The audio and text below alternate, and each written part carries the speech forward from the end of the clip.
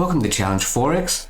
In this video, I will be going through 28 Forex pairs plus gold, looking for what I think might be possible setups for this coming week, and that is the week commencing the 10th of June 2024. Now, this is not financial advice. I'm only showing the trades that I will be looking for myself based on daily chart support and resistance levels, and I will actually be executing my trades on the 4-hour time frame. Stick around as I go through these quickly, and there will be some pairs with no trades on at all, but I'm expecting possibly maybe 6 to 8 trades for this coming week.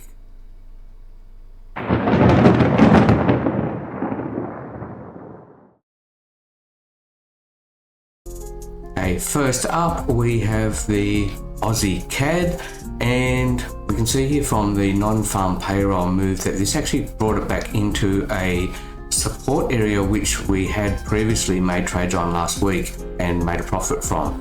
So I'm going to leave the zone here at this point. On the 4-hour chart, looking for a trade, I'll be looking for some sort of a positive candle pattern to close above this zone, and then thinking about possibly taking this one long. But at this point, just watch and see. Second pair I've got is the Aussie Swiss. Now this one actually broke through the support level that we actually had drawn up last week. So I'm going to remove that one now, and we're looking at now making this one into a resistance zone. So the area I'm looking for, I'm going to take the top of these candles and the bottom of these candles. We're looking at something around about this area for a zone. Now this may actually move further down before coming back into this zone. So I'm not looking for a short trade just yet, but something that may play out. But first of all, we're looking for maybe go down a few days, then a retracement, and then take short. Next we have the Aussie Japanese yen. We have no trade setups for this one. The Aussie New Zealand, we have lines drawn from last week where we see here that there was a pullback that almost came into this zone but didn't quite touch it, so we didn't get a trade here. So I'm going to leave this level at this stage and see if there is a retracement back to there for a short. Okay, the Aussie dollar, and we did have a zone drawn up on this one. We did actually have a positive trade last week, but we can see here that the non-farm payroll has actually driven us through this zone. So I'm actually going to delete this area for now, and I'm just going to watch and see. At this point, we have a new area possibly around the bottom of these candles from last week, but we need to see some more movement first before anything else actually happens. So at the moment, no trades.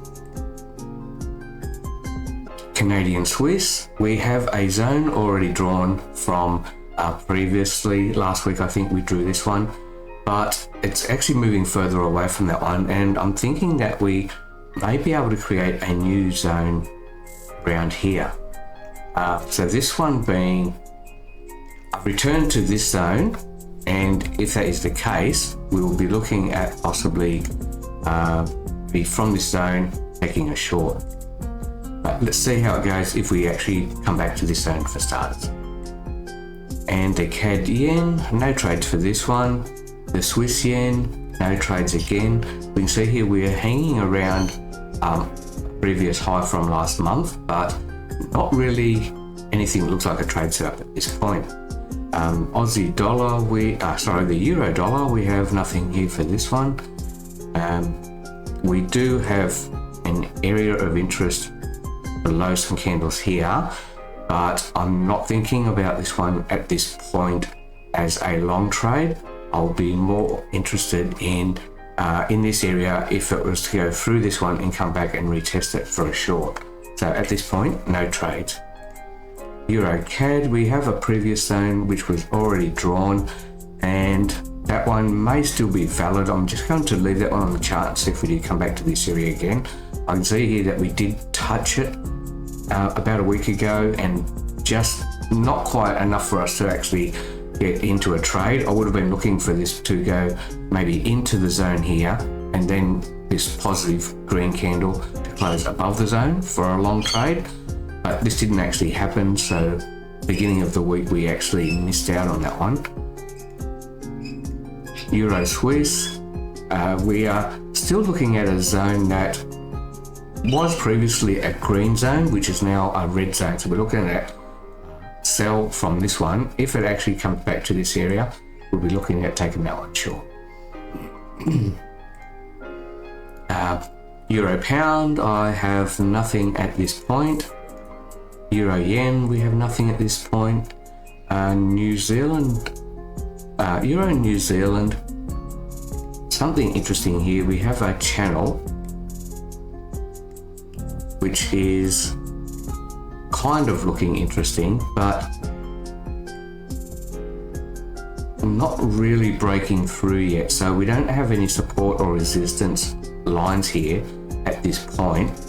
The next area of interest I'm looking at will be somewhere around below these candles here, and if this is the case, then that might possibly be a short.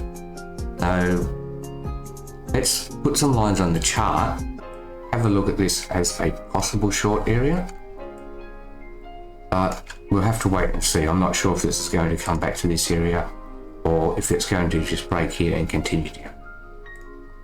The Euro Dollar, nothing at this point. Let's see, we have the Pound Aussie. Looks like this one is actually starting to break to the upside, but we're moving into another zone here. So I don't really want to be trading into this zone. So let's kind of leave that one empty at this point and disregard for now. The Pound Canadian, we had a zone here drawn up on this one last week, but it didn't quite go into this zone. So we had the positive green candle, which would have been good for a long trade, but it would have actually looked better if it was actually in the zone. So we actually didn't get an entry on that one.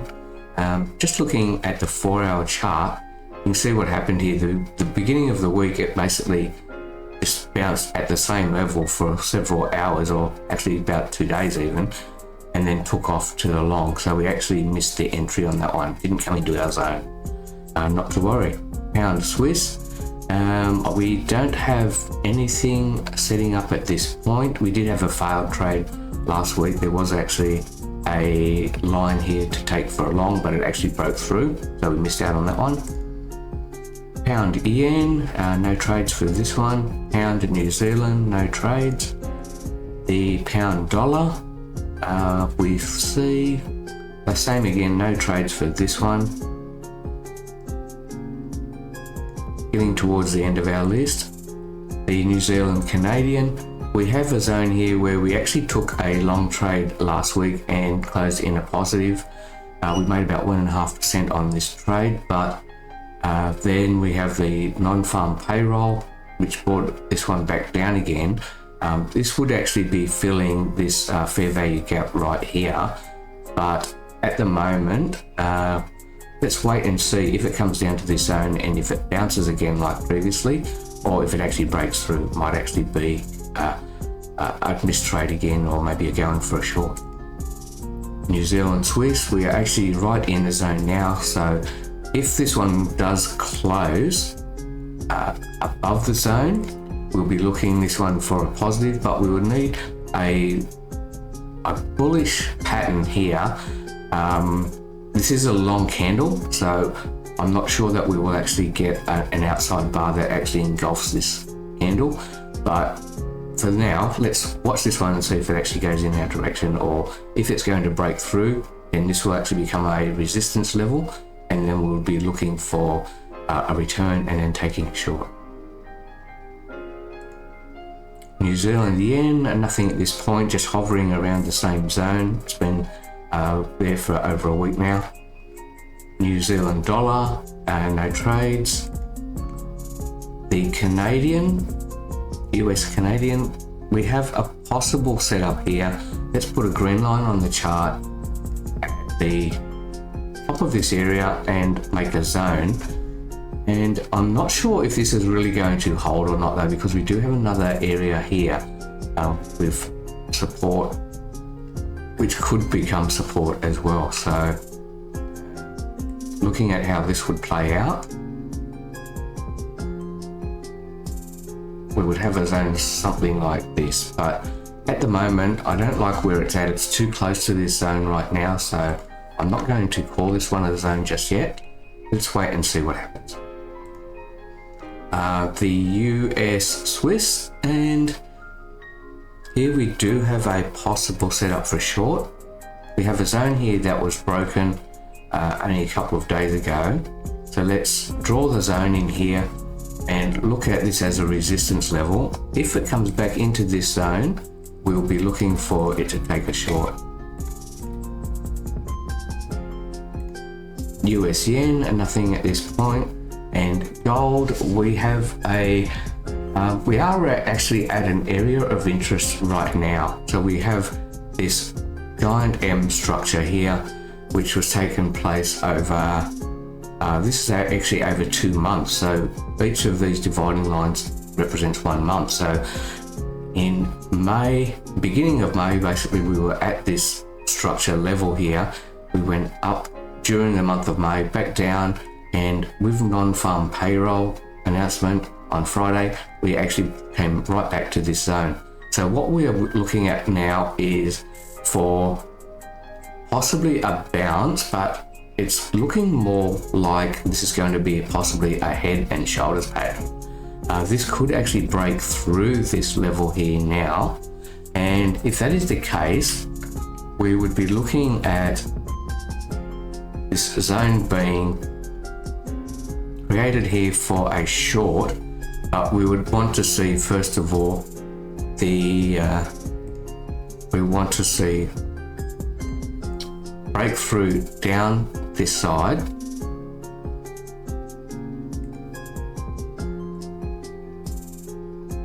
sort of like this kind of pattern,